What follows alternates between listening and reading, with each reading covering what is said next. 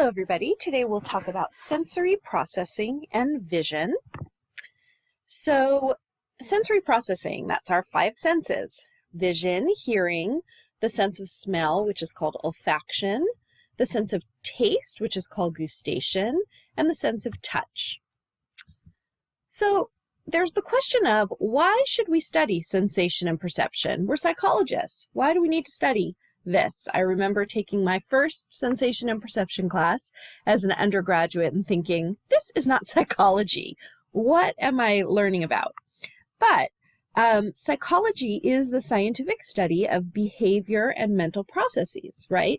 And behavior includes all of our outward actions like talking, facial expressions, movements, etc. And mental processes are all of our emotions, memories, thinking, things that happen inside. And so the final outcome of sensation and perception is your thoughts and behaviors, right? Once you see something or hear something, then you have a thought or an emotion or you act in some way. So therefore, psychologists have to study sensation and perception to understand our thoughts and behaviors. So what's the difference between sensation and perception? Sensation is activation of the sense organs, and so those are sensory receptors that are in your sensory organs. So you have sensory receptors in your eyes. We call those rods and cones. We'll be learning about them today. You have sensory receptors in your nose. You have sensory receptors in your skin to pick up touch, etc. So activation of those sensory organs by a source of physical energy, right? Light is the physical energy that allows us to see. Sound waves is the physical energy that allows us to hear, etc. Sensation is what we call a passive process of bringing information from the outside world into the body and the brain. We don't actively engage in the process of sensing something. And you could try this right now. You could close your eyes and open them. And when you open them, you will just see, right? You don't have to think about it. You don't have to do anything. It just happens, right? And if there's a noise outside, you will just hear it. You don't have to consciously process that noise. It just activates the sound receptors in your ear and you hear something. You can contrast that with perception. Perception is the interpretation, analysis, and integration of stimuli, and this is carried out by the brain. This is an active process of selecting, organizing, and interpreting the information brought to the brain by the senses. So if you hear outside, let's say, a loud scream, well, the sensation, sensing the scream, happens automatically. You just heard it. But the perception of the scream, that's like your brain saying, well, what was that? Was that somebody who's in trouble? Or was that somebody having fun and laughing? Am I in danger? That process is perception. We can look at this impossible elephant together. Just want you to look at it for a minute and tell me how many legs the elephant has.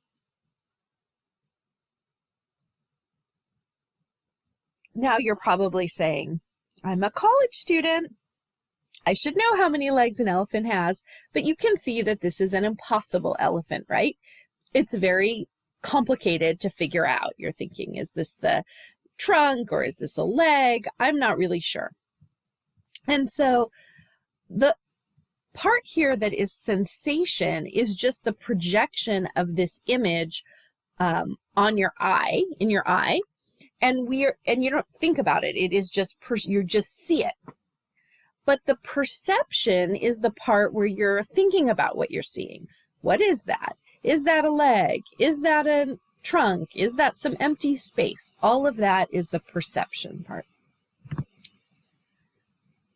So sensory organs in your eyes, ears, nose, skin, tongue are very diverse because they're picking up different physical energy, right? They're either picking up light or sound waves or molecules, chemicals in your food to allow you to taste something. But all sensory systems use the same type of energy. They use action potentials, just like we learned about, right? We're always using action potentials to carry messages.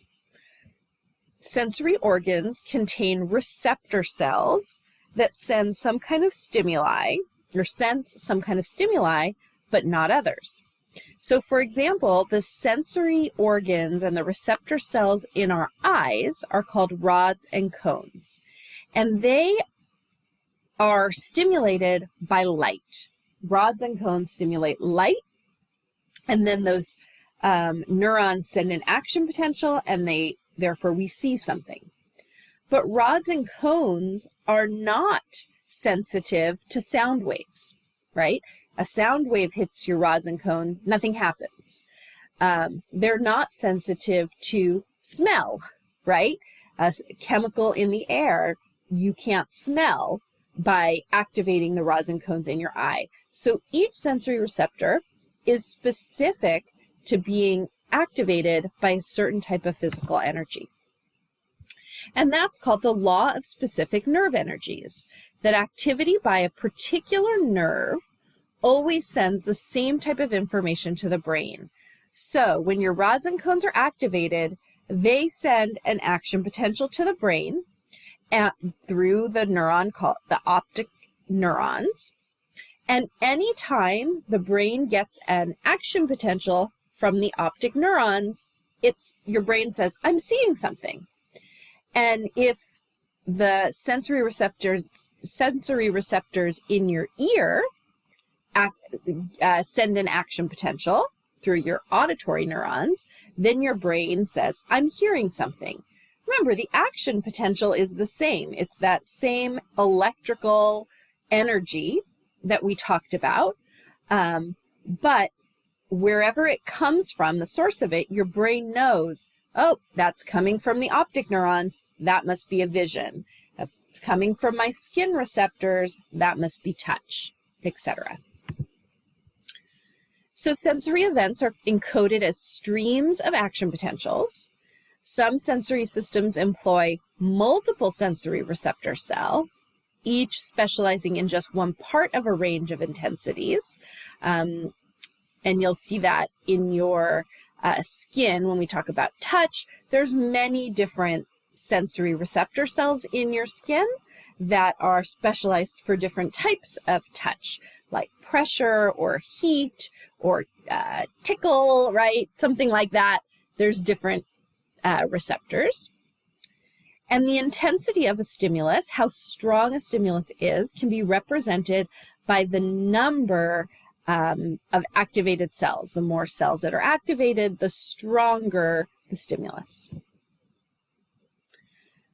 Let's see. So this is sensory processing in the somatosensory system. And the somatosensory system, but we're focusing here on labeled lines, and this is that the brain recognizes the senses as distinct because their action potentials travel across separate nerve tracts. So this is what we were saying. Here's a rod that is activated by light in your eye, and when that neuron fires action potentials, we see light, right? Here's a taste bud in your tongue. And when that is activated by chemicals in your food, again, you send action potentials that are exactly the same as the light action potentials, but because it is coming from a gustatory neuron, we taste something.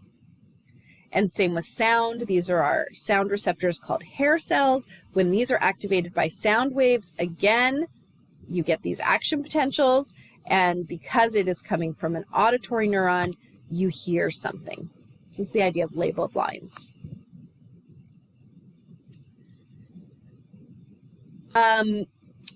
Receptor cells convert sensory signals into electrical activity, and that electrical activity is an action potential. So when initially the physical stimulus activates the receptor cell, so light, let's say, hits your eye, it produces what we call a generator potential. A generator potential is a local change in the membrane potential. Remember, we're at that maybe resting potential of -70, and you get a little bit of light, and this changes the resting potential a little bit. So now maybe it's from -70, it goes depolarizes to -65 perhaps. And these are graded potentials, like an excitatory postsynaptic potential or an inhibitory postsynaptic potential that we have talked about. And the neuron will actually send an action potential if enough of that physical stimulus, like enough light, is shown, that threshold is reached, that -55, and then an action potential is sent. But if not enough light, in this case, we're just talking about vision, is sent, and only 1 or 2 neurons, right? Imagine being in a very, very dim, dark place out at night, and maybe there is a little tiny bit of light that hits 1 neuron, depolarizes it a little bit, but not enough to reach that threshold of excitation, then you won't send an action potential and you won't see any light, right? You need enough of that physical stimulus to activate the receptors to reach the threshold to then send an action potential. And so sensory transduction is an important word when we're talking about the sensory system. Sensory transduction is the conversion of electrical energy from a stimulus into an electrical stimulus, so into a change in the membrane potential in a receptor cell. So it's changing a stimulus, a physical stimulus, into electrical energy. That's sensory transduction. And then that's coded in your brain so that you can sense different things around you. Another important term that we'll be talking about as we move through our sensory chapters is the idea of a receptive field. And that's the area in which the presence of a stimulus will alter the sensory neuron's firing rate. So the entire area that an eye can see, we're going to talk about vision for a minute, the entire area that your eye can see is called the visual field. That's everything your eye can see. And the patch of the visual field that any single neuron monitors is that cell's receptive field. So if you imagine having lots and lots of visual receptors in your eye, well, when light comes into your eye, if it's like, let's just say a little pinpoint of light, if it hits a certain receptor, well, that area out in the world where that light came from is that neuron's receptive field. The range of all tones that we can hear makes up the auditory field, but the particular frequencies that a single neuron responds to is that cell's receptive field. It's only receptive to a certain number of tones or certain frequency of tones. And in the case of vision, each particular neuron is only activated by light coming from a specific part of the visual field. And in the somatosensory, this is the touch system. The whole surface of your body makes up your somatosensory field, but the receptive field of a single neuron is the patch of skin that it responds to. And another key concept in sensation and perception is sensory adaptation.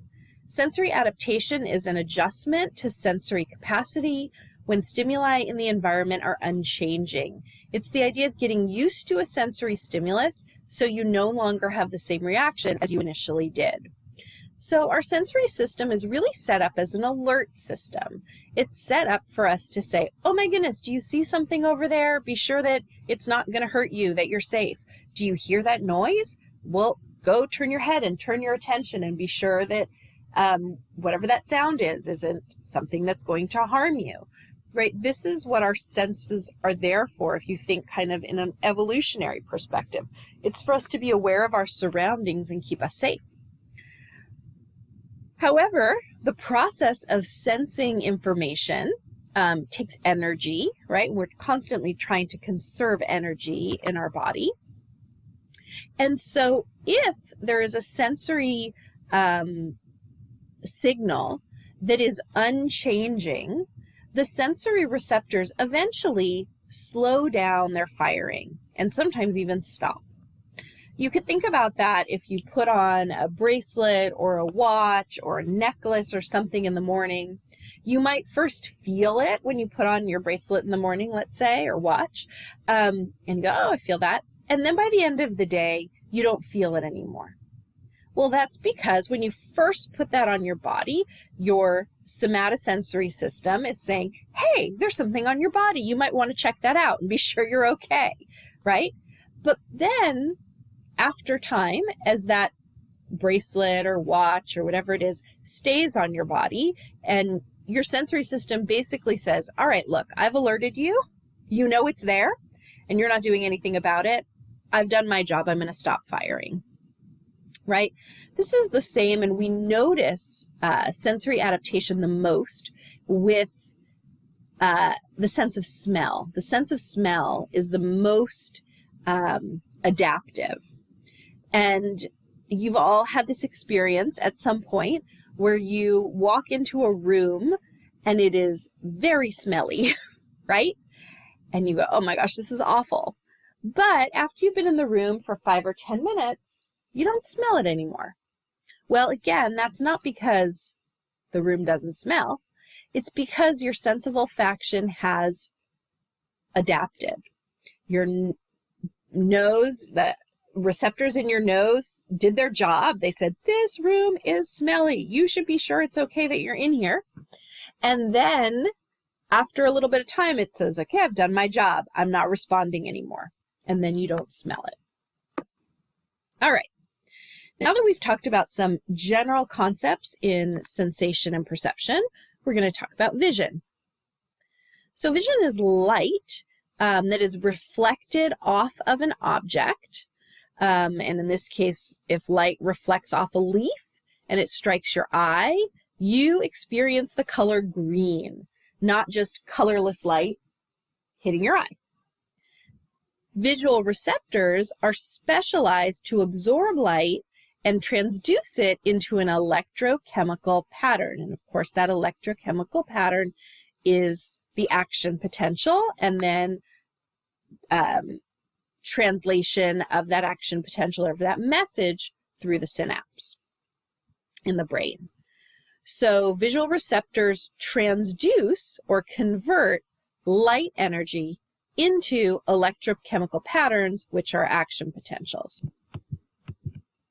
All right, so vision starts with light. Light is the physical energy that we need to see, and the human eye can only see a small segment of this electromagnetic energy, which we call the visual light spectrum, which goes from about 400 nanometers to almost 800 nanometers, and that's what we see. But you can see there are plenty of other waves that we cannot see, right? X-ray, much smaller, ultraviolet ray, infrared rays, etc. But we only see this very small spectrum of light that we call the visible spectrum of light, all right? So the structure of the eye, here we go. It's kind of a complex structure, but in this case, here's the sun, and light waves are going into your eye. This is a side view of your eye through the front of your eye.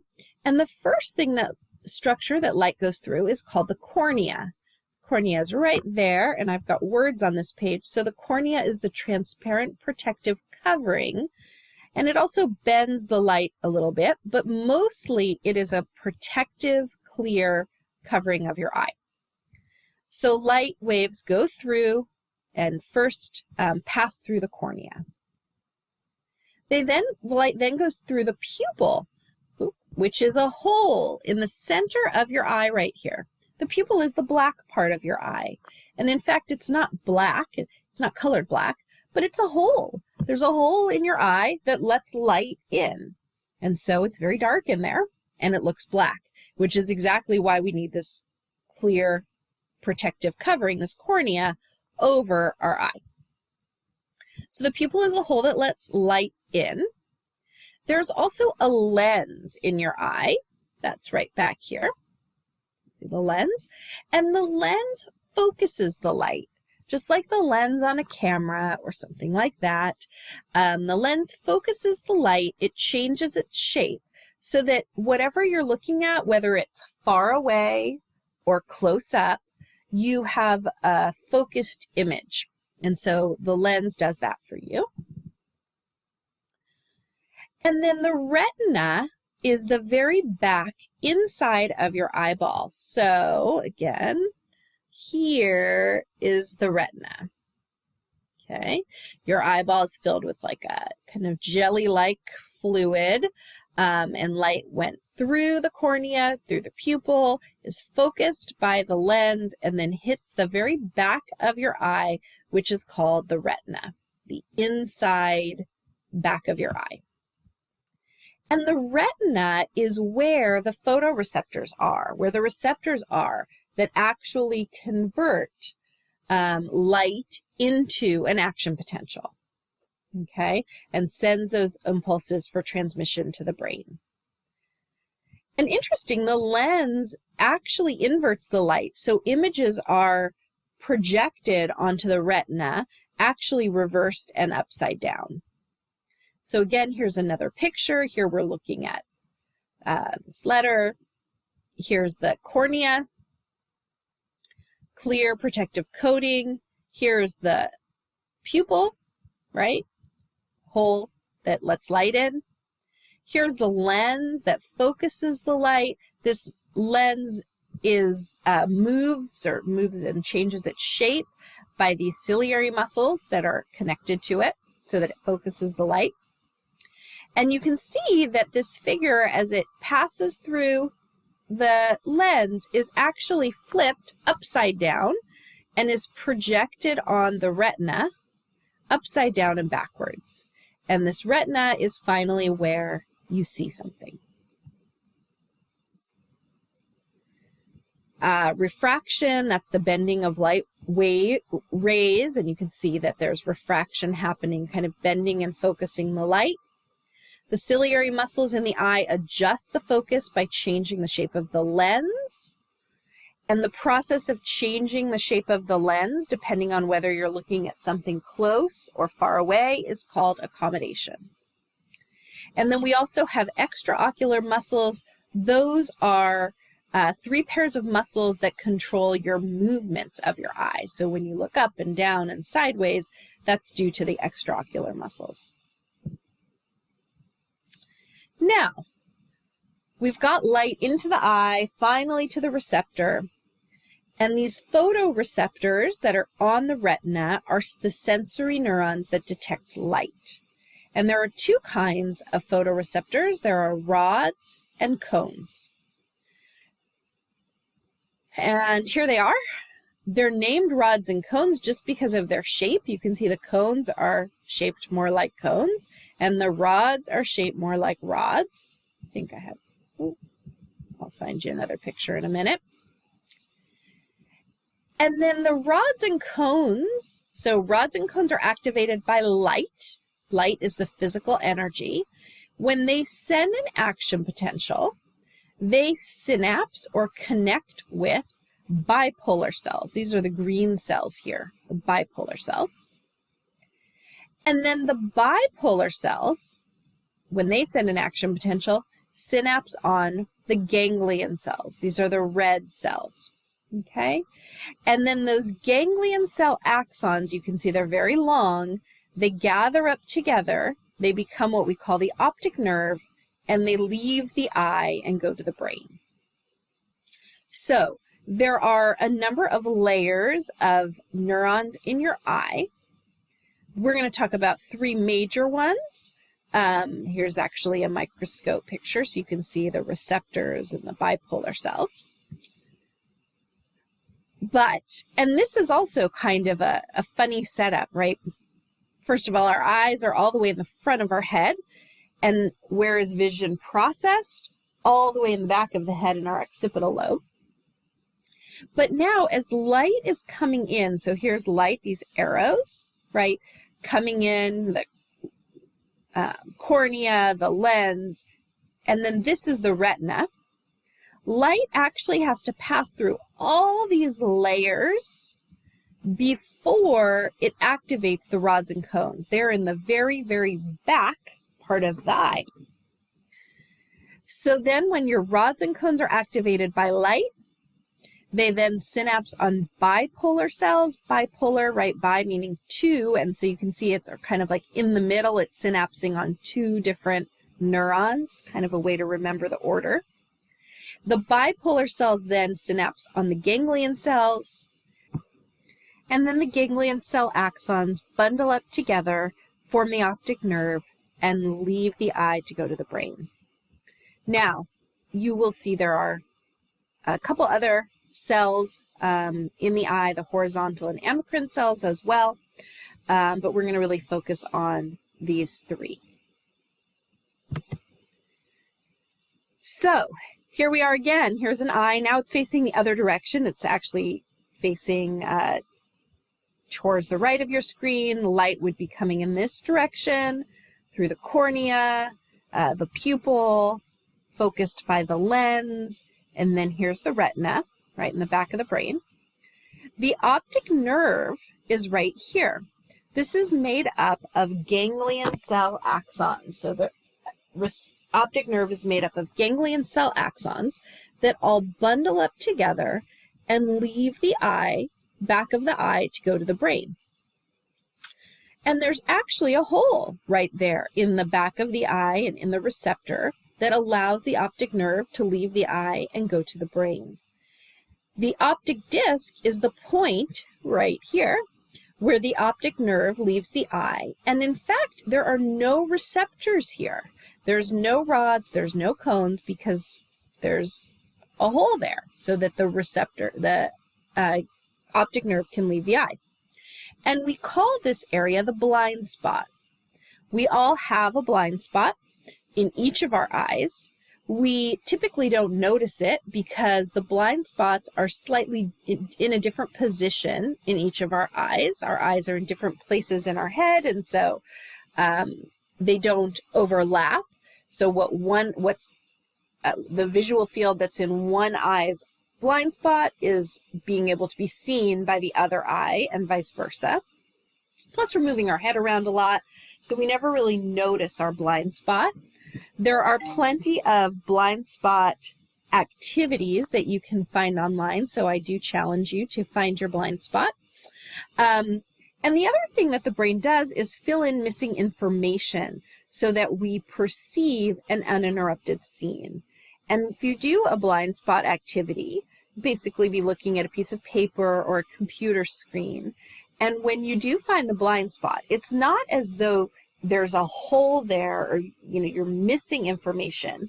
Basically, whatever's on the piece of paper or the computer screen sort of gets filled in by your brain. So our brain is constantly doing this filling in process. So if we do happen to have, we're looking at a wall and maybe with only one eye for some reason, we don't see a big hole in the wall where our blind spot is. What our brain does is go, okay, that wall is painted tan, and I'm not getting any information from the blind spot, but all the color around that blind spot is tan, so I'm just going to fill in that blind spot, and you perceive that there is tan paint on the wall.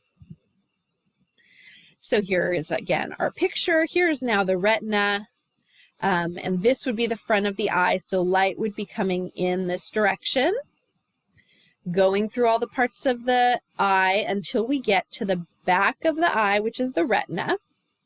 And in this case, you can see the layers. So first are the rods and cones here, this pink layer that synapse on bipolar cells, that then synapse on the ganglion cells, these yellow ones, and the ganglion cell axons all bundle up together and leave the eye. They become the optic nerve. They leave the eye through the optic disc, and you can see that right here, there's a break in the receptors. There's no receptors, there's no bipolar cells, no ganglion cells, and that would be where your blind spot is.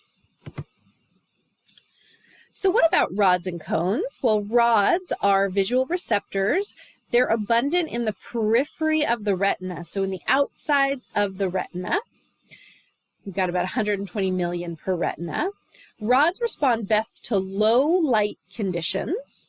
They're what we use to see at night for night vision or dark, you know, when you're looking for something and it's dark, you're using your rods. So they're responsible for your peripheral vision and your night vision. They don't see color. And if you've ever done that at night too, it's kind of interesting. If you look, you're looking for your car or something. I've done this with my daughters at night, and we find our car and go, girls go, it looks gray. Well, it's not gray. We actually have a maroon colored car, but we're using our rods, and so we're only able to see in black and white. And in our peripheral vision, it's not very accurate. It's not very detailed vision. If you think about your peripheral vision, that's off to the sides of your head, like by your ears, kind of, if you wiggle your fingers and can see something.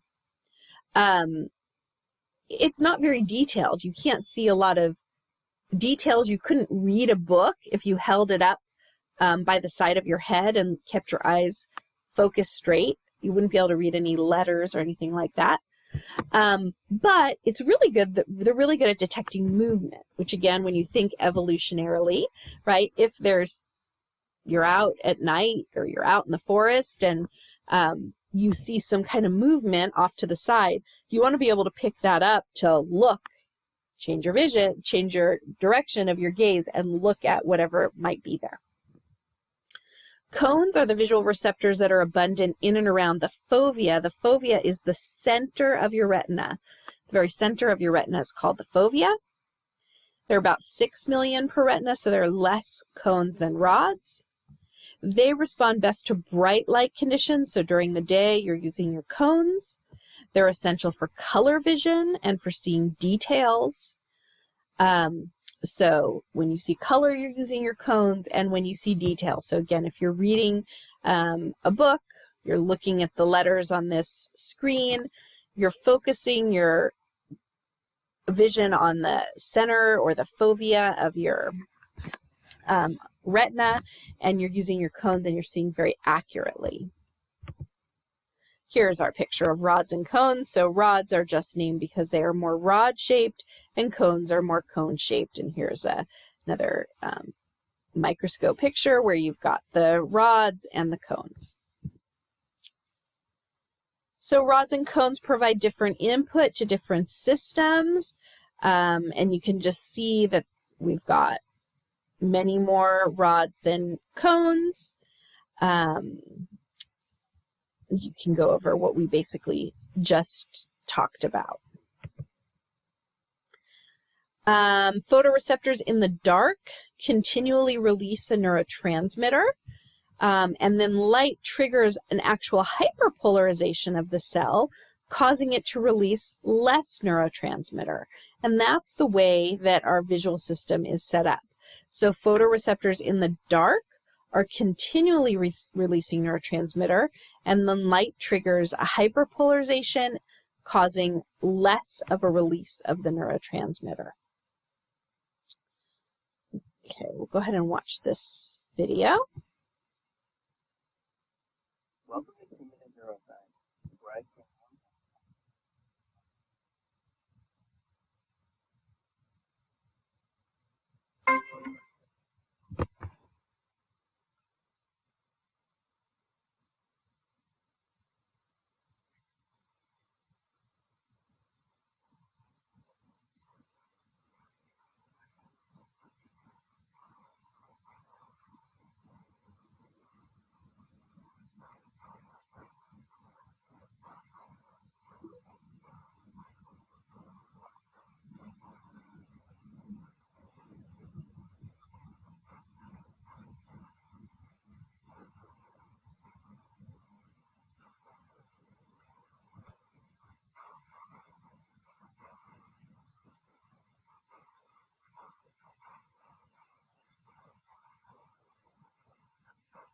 Welcome to 2 Minute Neuroscience, where I explain neuroscience topics in 2 minutes or less.